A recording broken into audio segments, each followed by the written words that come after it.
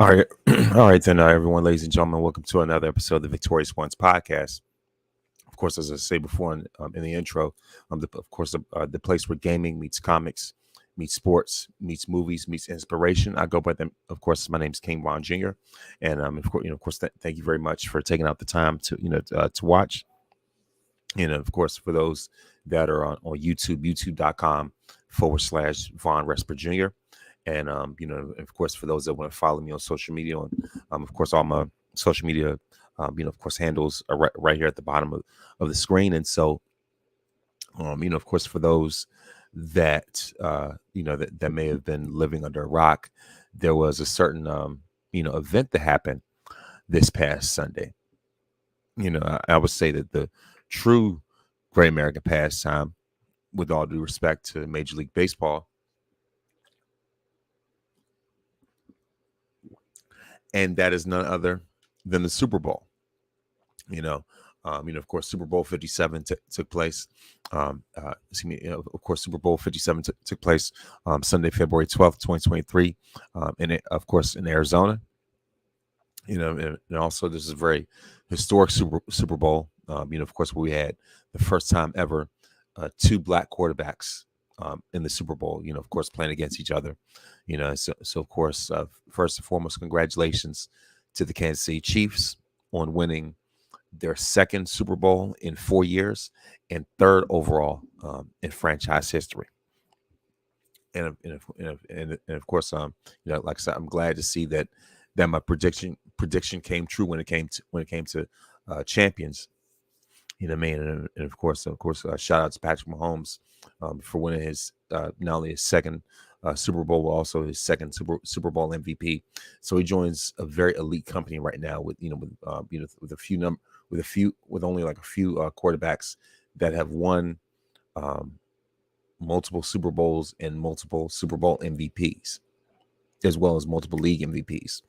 So the only other quarterbacks that have done that so far have been Tom Brady and Joe Montana.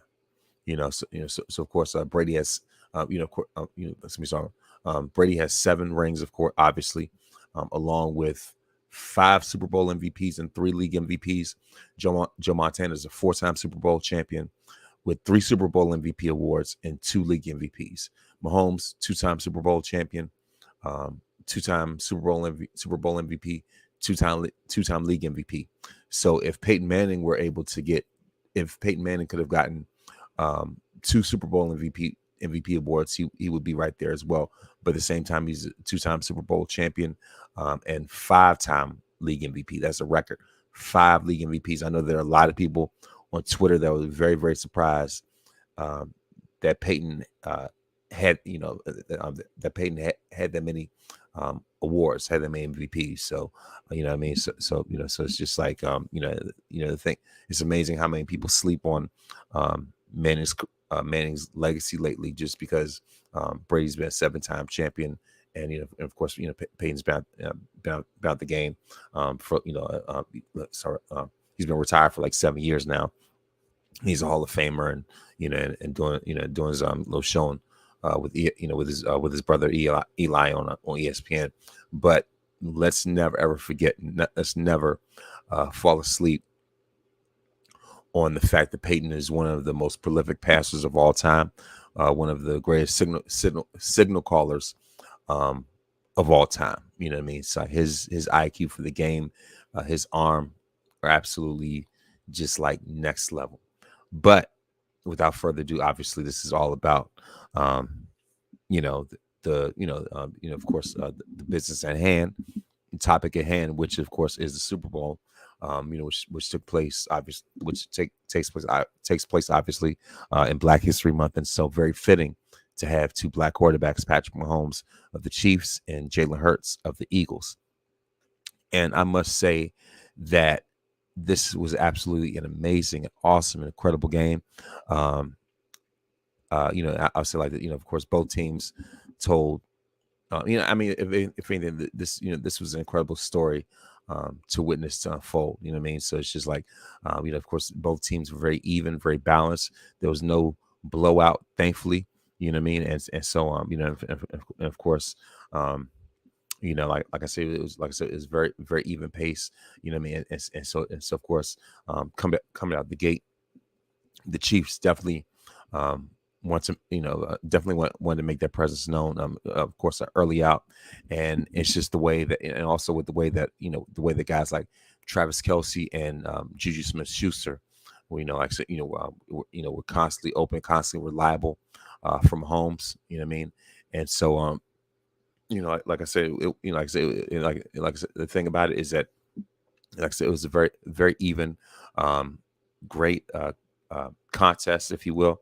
It was certainly a battle, and I knew that going into this, that the Eagles had the better defense overall. Especially last week. For those that haven't seen. Um, uh, my prediction episode. For those who haven't listened to my predictions episode last week, go. I said, if anything, just go and check that out. Of course, on the Victorious Ones podcast. So of course, and so the thing about it was that I predicted, that the Eagles um, would have the upper hand defensively. And especially considering, some of the stats that came out, about them having like the third, I guess like the third most sacks overall in like a single season, including playoffs. Out of any other team in history, along with the 84, 85 Bears, respectively. And the thing about it is that obviously I knew that the Phillies defense was not going to be a slouch, but at the same time, it's just like, but at the same time, I still knew that Kansas City's experience um, would certainly play a factor, and Patrick Mahomes would not let his team um, go out like that. He would not let his team go out go down without a fight. And not only did they not go down, but they also, but they eventually won. And so um, uh, so, like I said, like I said, the thing about it was that it was, I would say like this, it was a very highly contested battle, high scoring battle. If anything, the score was actually more than what I predicted. And so, and of course, at the same time, um, a game of this magnitude is not going to go without, say questionable officiating or questionable calls or anything like that. So unfortunately, like I said, like I said, it's just like whether we like or not, fair or unfair, um, there are going to be calls that are mistakes. You know what I mean? Of course, all right. So, by the way, a shout out to, shout out to the resident Eagles fan, Mike Knox, for, giving the thumbs up. Thank you very much, sir.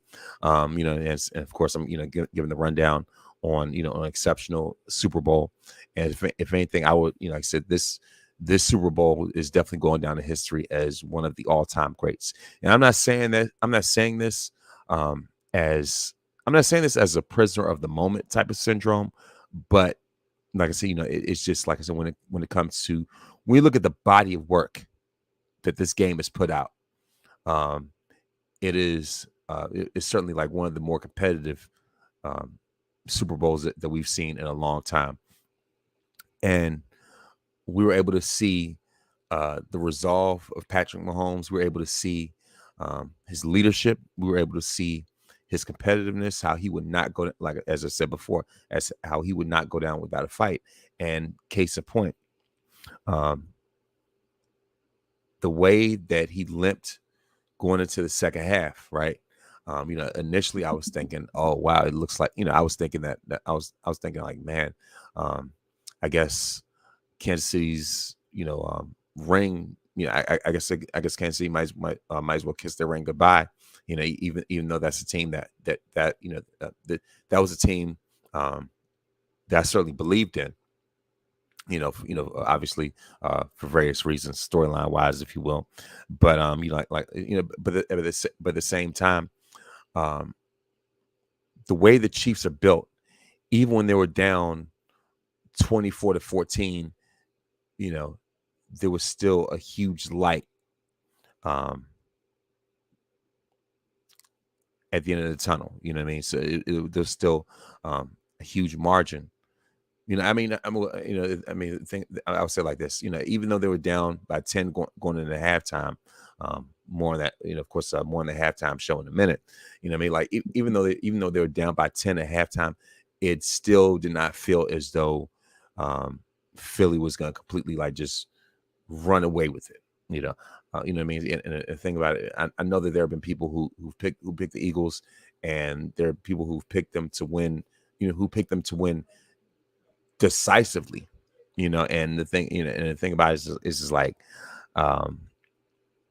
did people somehow forget that they were playing against a team that had, you know, that has a transcendent, certified future Hall of Fame quarterback, and the fact that Patrick Mahomes, you know, of course, once again, congratulations to him for winning his second MVP award of his career. You know, and also, and like I said, you know, the fact that they were playing, you know, like I said, the fact that they were playing against the reigning MVP, you know, a guy who's very much in his prime. You know, if anything, he's at the top of the NFL mountain right now. You know what I mean? So like I said, you know, it's a guy that's very much well into the top of his game. You know what I mean? And a guy that knows how to fire on all cylinders. You know, and a guy who still knows how to find ways to win, even when he's not at his best statistically. You know, you know, if anything, he's proven that before. That even, you know, I think if anything, I want to say, I think it was the Bengals game, might have been that, but you know, but the thing about it is that, you know, like he's shown in games where even though he's not throwing for 300 yards and just having a super duper like insane game and production, you know, like, you know, the thing about it is, like I say, he still has this, you know, still has the competitiveness, still has the edge, he still has that it factor that very few quarterbacks have, you know. And he just happens to have it. He just happens, you know, to have it in his DNA, if you will. You know, and so, like, you know, so you know, so it's like I said, you know, this, you know, they said that this is a very balanced matchup. You know what I mean? And of course, you know, during the game, Mahomes obviously, you know,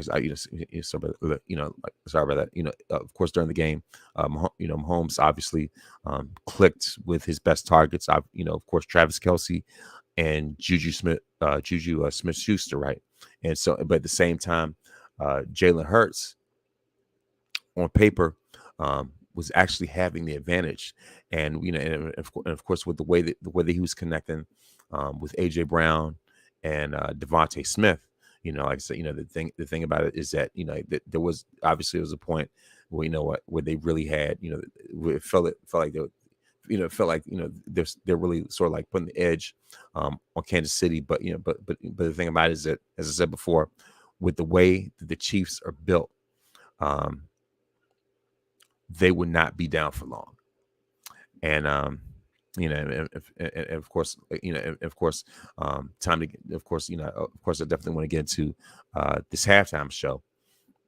Shout out to Rihanna, you know, shout out to one of the ultimate pregnancy reveals, this side of Beyonce's pregnancy reveal, at the you know, outside of like the Beyonce pregnancy reveal at the VMA Awards, you know, a few years back, if you will. You know, so you know, so like I said, that was a major bombshell, and with the way that she carried that halftime show without any features, you know what I mean, like, you know, you know, like I said, without any, with, you know, even though Jay-Z was at the game, the fact that he did not even go did not even go out there to you know, to perform with her during Umbrella. Like I said, the fact that she took that song and carried it on her own, like, you know, it really, like any other song that had any other feature, she absolutely carried it, along with the ones that were not featured. You know, I mean, that did not have features. Like I say, and the fact that she was able to deliver a performance like that while pregnant, I mean, absolutely phenomenal. She's an all-time great, future rock and roll Hall of Famer. You name it. You know what I mean? She is her. You know, and I'm certainly proud of it. And the fact that she was wearing red should have been a telltale sign. You know, um, that the Chiefs, it should have been a telltale sign for me that, that the Chiefs were uh, destined to win. I guess that's just me.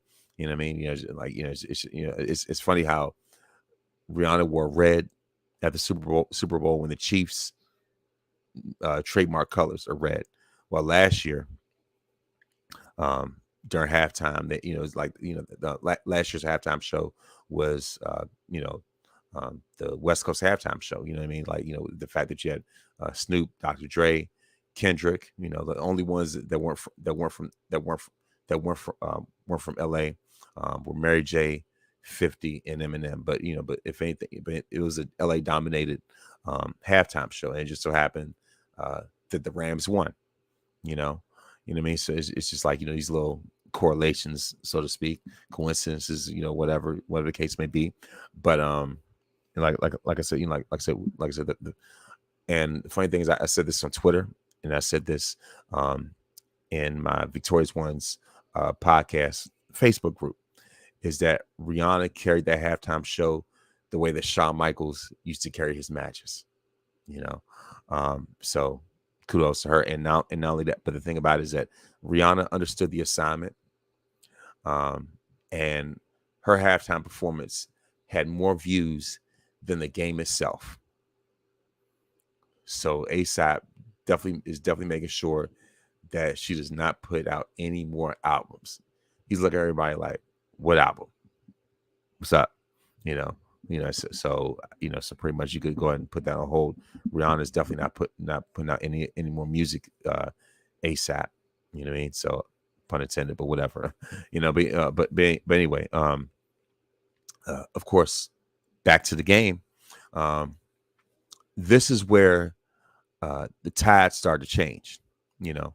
And a very interesting fact about this game is that let me get this out the way. Very interesting fact about this game is that there were 0 interceptions thrown. Now the Chiefs did. Let me slow down. Throughout this game, there was 0 interceptions thrown. The Eagles had a fumble, and the Chiefs recovered it. You know what I mean? And so on. And also, the Chiefs allowed 0 sacks, but the Eagles had gotten sacked twice by Kansas City. And with the way that the Eagles were missing blatant, obvious sacks, especially in the second half, it was at the point where they couldn't even cover Mahomes with a blanket. And the thing about it is that this Mahomes basically beating you with one leg, and he's still finding ways to scramble, still finding ways to move around, and he still couldn't get sacked. He could still barely get touched. Now there was a certain call, that was let's just say a point of contention, a certain holding call, if you will. I believe that it went against the Eagles. If anything, that call was certainly the most controversial call in the game. For those that have seen it, you know what I'm talking about. Outside of that blemish, this game was very well executed. Like I said, it absolutely not only lived up to the hype, but it exceeded the hype. And so even when he was not 100%, Patrick Mahomes still found ways to win. So initially, Travis Kelce was I said initially, I had Travis Kelce as my Super Bowl MVP, because because the thing is, I was expecting him to carry, like I said, expecting him uh, uh, to carry his quarterback, in ways where he was falling short. Now, of course, Kelsey was uh, the leader in receiving for Kansas City, 6 receptions for 81 yards and a touchdown. Um, Juju Smith-Schuster was next with 7 receptions for 53 yards and 0 touchdowns. Um, the only other players that did get touchdown receptions were Kadarius Toney and Sky Moore. All in all, Patrick Mahomes' stat line, like I said, overall, Patrick Mahomes' stat line read as this: 21 of 27 for 182 yards, 3 touchdowns. So he threw for less than 200 yards, but still had 3 touchdowns and still got the job done. Meanwhile, Jalen Hurts statistically had the upper hand. If you look out on paper, outside of what matters the most, which is touchdowns. Jalen Hurts, when it came to passing, he went 27 of 38 for 304 yards, 1 passing touchdown. However, when it came to rushing, he was the team's lead rusher with 15 carries for 70 yards and 3 touchdowns, including a quarterback sneak in the beginning. So Jalen Hurts had more rushing touchdowns, obviously, than he had passing touchdowns. And and the thing is, there's certainly passes that he had that were overthrown, certain early mistakes, if you will, especially because of the fact that he's, let's just say, like a Super Bowl rookie, if you will, but the fact that he carried his team this far, and he was certainly in the contention for the league MVP award, before like injuries took over and stuff like that, but before he ended up sitting out, at least for the later part of that season. And so, and because of that time that was missed, Mahomes ended up winning. Of course, because of that time that was missed, Mahomes went on to win the league's MVP. And as I said before, Patrick Mahomes has broken that, let's just say, that recent like QB generational cycle, if you will.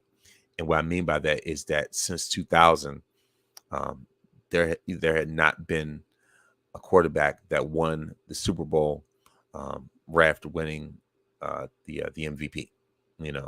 So from like Kurt Warner on down, there's been it's been a consistent list of QBs that won the league MVP that season, but will go on to lose the Super Bowl. Most famously or infamously, Matt Ryan, who won the MVP for the 2016 season, but will go on to lose in a disgraceful fashion, just in a horrible fashion, at Super Bowl 51 that year, which is the iconic 28-3 game. The fact that Matt Ryan was the league MVP, but yet him and his team blew a 25-point lead to the greatest quarterback of all time. If anything, that game was also where Brady was officially crowned as the GOAT QB. But that's another topic for another day. But like I say, that's just like just among many examples. Another one, of course, when Peyton Manning won his last MVP back in 2013 with the Broncos, and he had like a record-setting season, the best statistical season of his career, only to lay an egg. I think it was a Super Bowl 48 against the Legion of Boom Seahawks, where Seattle won like 43-8. And like I said, Peyton Manning looked like Ryan Leaf in that game. It was absolutely atrocious. But he was the league MVP that season. So that, like I said, so those are just among the number of cases of MVP quarterbacks for the regular season, but in the Super Bowl they end up flaming out. But in Patrick Mahomes' case, he broke that. He broke that cycle, and for that, he certainly deserves the Super Bowl MVP, along with the way that he played, basically with on one leg. So a big reason why he's had less than 200 yards is because of the condition of his leg, and it just that nagging lingering injury, and it's just all of a sudden, I said, in fact, all of a sudden, after halftime, he just turned superhuman. It's just like the switch just automatically went off. You know what I mean? And so, um, as I was saying before, Mahomes is in very elite company when it comes to Super Bowl quarterbacks. You know, and last week, I certainly went on, say, a mini tirade, if you will, about a certain list of Super Bowl quarterbacks, which I felt I felt that list was rather insulting, if you will, you know what I mean. And so I mean, it's just that, like I said, sort of, I just felt that, it's if it, let me slow down. Of course, I just felt, rather insulted to a certain degree, um, when it came to that list. And so I would say like this. I was, for me, um, I have been coming up with my own Super Bowl quarterback list, and not to be a prisoner of the moment, but from an impact standpoint, from a stat standpoint, or rather, more so, from just overall impact standpoint, and just what he means to this era. I really don't have too much of a problem at this point putting Patrick Mahomes up there when it comes to possibly like top 10 Super Bowl quarterbacks of all time. The fact that he's been to 3 Super Bowls, and his record is 2-1, and he's got 2 Super Bowl MVPs, and so, mm, you know, yeah, like I said, yeah, it's and the thing about it is that, um, coming up with a list like this is not exactly a walk in the park, you know. Um, mm, mm, mm. Yeah, so, like I said, so, shoot, like I said, like I said, it's like I said, so, the thing about it is that, um, when you like I said, like the thing about it is that when you look at quarterbacks with with multiple Super Bowl wins, along with MVP awards and things like that, Mahomes is certainly in rarefied air. He's in very elite company. He's part of QB royalty at this point. Um, where he, and like the thing is, where he moves up, um, only time will tell. Where he moves up, and um, how far he moves up and everything like that, only time will tell. So for me, when I talk, for me, I would say when it comes to my top 10 Super Bowl quarterbacks, it's pretty tough. Um, I had to wrestle with, I had to wrestle between him and Warner when it came to this final when it came to this last spot. Um, because the fact that Kurt Warner was certainly not a slouch himself. When it came, was certainly not a slouch himself, when it came to the big game. When it came to the big game, but mm, I might at this rate, I might have to give the edge to Pat when it comes to Super Bowls. So right now at number 10, um, I have Mahomes. At number 9, let me see. Um, and sorry, like I said, sorry about that. And of course, and somebody slow down. And somebody slow down. At number 10, I have Patrick Mahomes. At number 9, uh, I might have to. I'm gonna have to go with I might have to go with Bart Starr, who was a pioneer when it came to Super Bowls, and so the fact that the fact that the fact that he won the first 2 Super Bowls, and he was named MVP each time, like I said, just when it comes to historical impact, he's certainly somebody that have to have in that conversation. So number 10, Patrick Mahomes. Number 9, Bart Starr. Number 8, Roger Staubach. Like I said, it was very, very tough. Number 7, I might have to go with Peyton Manning. Number 6, Eli. And the reason why Eli, let me slow down. The reason why I have Eli so high is because he beat Brady twice, and especially that first Super Bowl, because and that win carries so much weight. The fact that they defeated an undefeated Patriots team, I mean, that speaks volumes in and of itself. So number 7, Peyton. Number 6, Eli. So this is the only time uh, I will give the edge to Eli over his brother. Anything else, Peyton is leagues. Like if anything else, in any other situation, Peyton is like leagues above his brother. So that's number 6, Eli. Number 5, Troy Aikman. The fact he's a 3-time Super Bowl champion. He's got a Super Bowl MVP and one, in my estimation, one of the most dominant Super Bowl performances of all time, especially Super Bowl 27. Like I said, that was his defining game. Like I said, number 5 is Troy Aikman. Number 4 is John Elway. Even though he's had more losses than wins, but like I said, his body of work speaks for itself, especially with the wins that he did have in the twilight of his career, with the way that he went out on top. I mean, that speaks volumes. Number 3, I have Terry Bradshaw. The first guy to win 4 Super Bowls.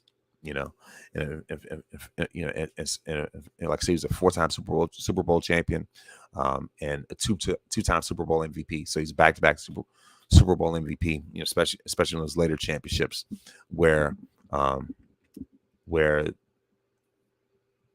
the team, even though you saw the steel curtain, but in the second half of Super Bowls, Terry's numbers really, really like escalated, to the point where during 1978, he was actually the league MVP the year that they won Super Bowl 13.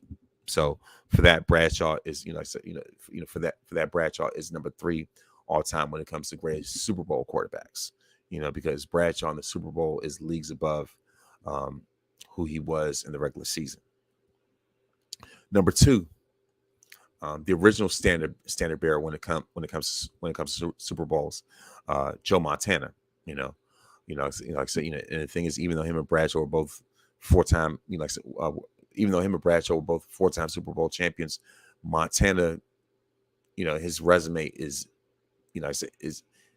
is much deeper, it's much stronger, it's much more polished. And the fact that Montana is not only undefeated, but he never threw an interception. That's the big separation between him and Bradshaw. Montana was a more efficient quarterback. He was a more polished quarterback.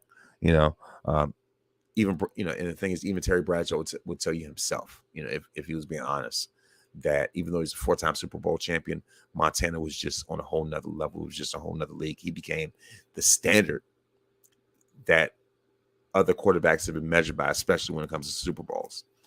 However, number 1 is the guy who superseded that standard. And that's none other than Mr. 7 Rings himself, Tom Brady. So, once again, reading off my list. Number 10, Patrick Mahomes. Number 9, Bart Starr. Number 8, Roger Staubach. 7, Peyton Manning. 6, Eli. 5, Troy Aikman. Number 4, John Elway. Number 3, Terry Bradshaw. Number 2, Joe Montana. Number 1, Tom Brady. So those are my top 10 Super Bowl quarterbacks. And when it like I said, and the thing is, like I said, when it comes to this Super Bowl, if I had to rank it, it's certainly up there all time. You know, I would have to like take a lot of thought into it when it comes to like, you know, when it comes to evaluating like the greatest Super Bowls of all time. But you know, it's certainly higher than somewhere in the 50s, you know, maybe top 20 or whatever, you know, like, you know, like if anything, I just have to take some time to like really evaluate, you know. But once again, kudos to Patrick Mahomes.